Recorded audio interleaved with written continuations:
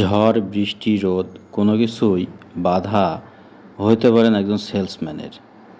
কারণ ঝড় বৃষ্টি যাই হোক না কেন একজন সেলসম্যানকে তার নিজ কাজ করতে হয় এবং করতে হবে।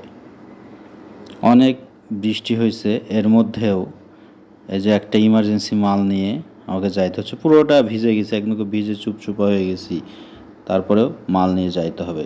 এই হলো সেলসম্যানের কাজ, সেলসম্যানের চাকরি।